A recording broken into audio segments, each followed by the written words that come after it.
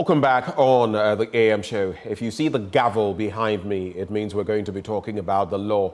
And in this instance, it has to do with what is now becoming an infamous development. Dr. Kasiala Forson, Richard Jakpa, among others, versus the Attorney General of Ghana, Godfred Yeboah Dame. It has to do with that tussle that has brought forth many revelations. Today, we're going to address those issues, but on the standpoint of integrity, accountability, and what is expected of public office holders. And joining the conversation, we have Mary Awelana Addah. She's Executive Director, Ghana Integrity Initiative. Throughout these conversations, we've not heard a take from her establishment, and some such related groupings. This morning, we want to narrow down, zero in on those and what they think. Mary, good morning. Good morning, Ben, and good morning to your viewers. It's really good having you join the conversation with us this morning. Thank you for your time. I'd like to start off. You followed what has been happening. Before we get into the salient matters, what do you make of everything that has happened over the last few weeks and the concern of ordinary Ghanaians as far as this issue is concerned? What do you make of the interest and how we've got here? So, for us, one of the things we would expect is that when issues are before the court, the most salient issue is the issue of fairness, because that's where we can get that. And then trust that the system would deal with each and every issue without any compromise. And so we expect the Attorney General to prosecute, and we expect that the defense lawyers and accused would also then set their agenda and come out there to defend themselves with the best possible evidence they have to support their cases, and the Attorney General doing the same. We do not in any way that people should not try to make sure that, but then see that people should Madam Mary Addah, I would be grateful. It's partly, I guess, some network challenges and the rains, but if you could reposition yourself, maybe we could hear you better. We're struggling a bit with the connection. Can you hear me now? Much better. Thank you. Great. So what I am saying is that we expect the courts to be a place where justice is applied. Right. And so when we hear there are other issues going on behind it, and people are both trying who they will, then it's unfortunate. And must say that some of things should not be encouraged, because when we live in a global stage, we live in a space where people would and then take all the connotations about it. So we pride ourselves at a place where democracy is thriving. All of Africa looks up to us that we are leading the charge. And so if we do some of these things and they come up, it's one of the most disappointing issues that we need to condemn without any equivocation at all. No matter what the intentions are, for us, we want to promote trust in our systems. We want to make people feel that when they go to court, it is the court that will dispense of justice, and not people doing things behind the scenes to ensure that that happens. Now, there is the issue of this matter having lasted since, 2017 or 2019, thereabouts, and how it has been dealt with, culminating in the push by the AG in an electoral year. Some say it is not good for the optics. But then you have the other claims that have been made, whether true or not. At least we have that tape out there with purports to have the Attorney General conversing with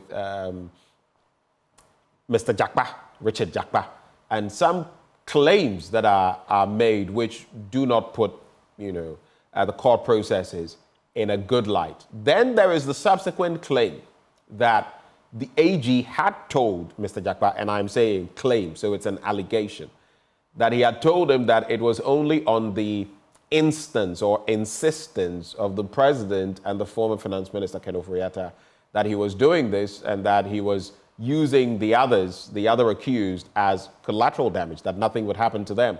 But so it wouldn't appear it was targeted at Dr. Cassie Alato-Forson. That was why these things were being done. The courts will decide the merits or otherwise of those and whether to even accept such evidence. But from where you sit, what does that positioning do to the integrity of not just the Attorney General, but the department he heads and the entire legal system? Unfortunately, you realize that perceptions have a big role to play in what we work on, and I'm talking about promoting integrity and accountability of public office. The optics are not good, and we must not in any way say it's any other thing. We should, from the issues, number one, we are not saying that when people do wrong, they should not be brought to account. No, we are saying that when people do wrong, they should be brought to account, they should defend themselves, and when they are culpable, they should be dealt with. If they are not, they should be set free. Number two, we also know that in the court process, one of the things that has happened in Ghana in prosecuting whether misappropriation or doing things that are not supposed to be so, or corruption, takes a long time because of the gathering of evidence and also bringing up witnesses and others. We do not want to see people being dealt with wrongly, and so the courts will take time.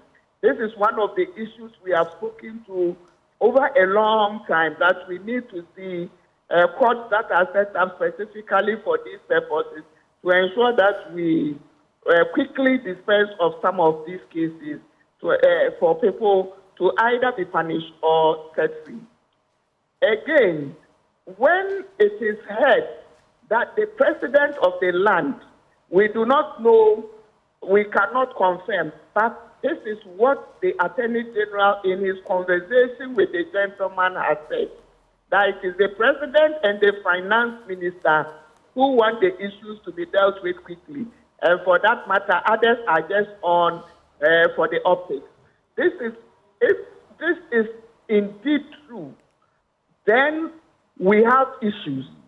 Because how can the Attorney General be pushed by the president, who is a human rights lawyer? He is the executive president of this country and not a president of a party. So the president is supposed to represent everybody. Then we come to the finance minister. What would his role then be? Why would the finance minister want the former deputy finance minister to be dealt with quickly? These are issues we need to further interrogate. They do not paint a good picture for us. Whatever we say, if what the gentleman has said is fact, then we need to condemn this without equivocation. We need to say it as plainly as possible that we should not have the president pushing for some issues. What about all the other issues? Why are we not seeing pushes going on there? We need to ensure that we are dealing with people fairly, allow the court process to go on. And the Attorney General is himself, who has touted his integrity in the past. If these side meetings, secret meetings, as the gentleman has alluded, if these are true, and the intention behind these were to pull and drag some people, then we must say that this is very unfortunate. It does not portend very well for all of us, and the image it is creating out there is that we pull strings behind the scenes, and what we do physically for everybody to see is manipulated. This does not paint a good picture for the justice delivery system in Ghana, and we must all pay attention to this and speak against this. Now, the justice in question, who is a justice of the Court of Appeal sitting as an added High Court judge, has said that she will not be affected by any of the public discourse, which is why she has said that the parties should stop speaking so much about the matter in the public, but that she will focus on what the law says to deal with the issues. That should give everybody satisfaction, right? That is good enough for now. However, we are not saying what the judge will do in this case, but the optics are worried because now we are getting the information that things like this would happen. And then you know better as well on these issues of the law, because some of the things which were not maybe permitted may not be accepted in court as evidence. True. And so for that, if they will not be accepted, but then what we are saying about is the issue of ethics. And the ethics of these is what we should all be paying attention to. Because what may not be criminal and may not be admissible evidence in court could have a very detrimental effect on the person's integrity out there. And what the public says is also very important and feeds into and shapes policy. So we must be careful and pay attention to this, not just from the point of view of the justice who is not going to be affected. What then does this do? And I'm going to ask this question cautiously, because I know, for example, now that lawyers for Honorable Addah Forson have filed a supplementary affidavit in support of the motion on notice for an order of a mistrial, injunction, or stay of proceedings, as far as this case is concerned. Just citing a bit of it, because there's a statement from his party. They argue that if a mistrial is not ordered, and such blatant disregard for the rule of law and the ethics, and this is their wording, not mine, for the rule of law and the ethics of prosecution by the AG and Minister for Justice is glossed over and allowed to pass without any consequences, public confidence in the administration of justice will be adversely impacted. That is what they are saying. And the application is likely to be moved on Tuesday, the 4th of June, 2024. I see. Does this... Then why don't we allow that process to be moved? But I think we should. As the judge has said, this is not going to affect her in any way. So we should allow the process to go on. And as they have requested as well, let everybody see what is happening on a daily basis. And since we still have some trust in the justice delivery system, and as the judge has also indicated, I believe that we should wait for the justice of the court, the leadership, the appeals court judge, finish this case. Because if they want to do it on a daily basis, which I've heard the Attorney General's office not have any issues with. So let's see how the whole haul goes. Let's end and see how it is. And then, public opinion would not have any effect on the court system. But then on the masses, we certainly are aware of the positions people will take definitely. Right. I have just two more questions for you, and then we can go. The day-to-day proceedings, as requested by, I believe it's Alfred Tuayabua, the Deputy AG, that is in the picture. And then there is the other one where, the LGBTQ court proceedings recently were open to the public, one of those novelties that we've seen. There has been the call from Addah Forson's side that this one, too, should receive that same kind of arrangement. For the sake of public opinion and transparency, are you in agreement with that? I believe so. It doesn't take anything away. It only enhances the process, making it transparent and giving opportunity to every Ghanaian to see what is happening. And then we can form our own opinions of the process therein. My final bit to you, on the back of this, some have suggested manipulation, so let there be a mistrial, there should be an injunction on the process and all of that. But there are those who, on the back of this, you said that the judge will not be affected, but the AG has been affected in a way. His image, there have been calls. A former director of the Ghana School of Law has said, resign for the sake of your credibility. Professor Appiah Etua, lecturer at the University of Ghana Law School, has said, resign. Some others have also said same, including Bobby Banton, a lawyer. Are you going to join them and say, the way it looks, the AG should resign, or should he stay at post?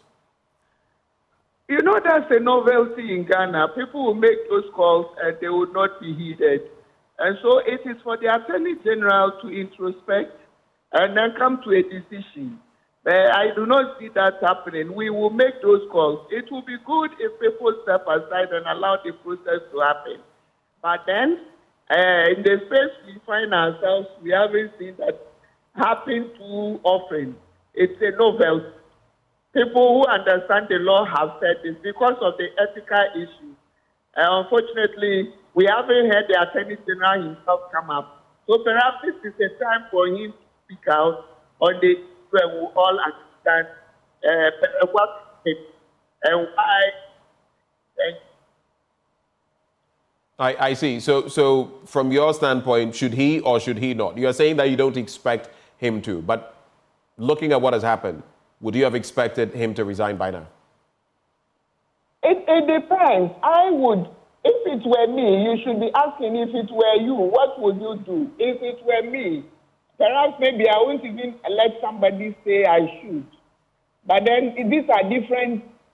So if it were you, you would have resigned. If it were you, you would have resigned by now. If it were me and the issues, and if I think they are true and believable, perhaps that's why I'm saying we should listen to him. But if it were me, and perhaps if it were you, then you would take a decision and heed to the calls people are making. Addah, we're so grateful that you took the time to join us this morning. Thank you so much for making time for us. Thank you. And that is Mary Awelana Addah, Executive Director of the Ghana Integrity Initiative. This has been our conversation on that belt when it comes to the AG, the former Deputy Minister of Finance, and everything else that has happened in between. But still...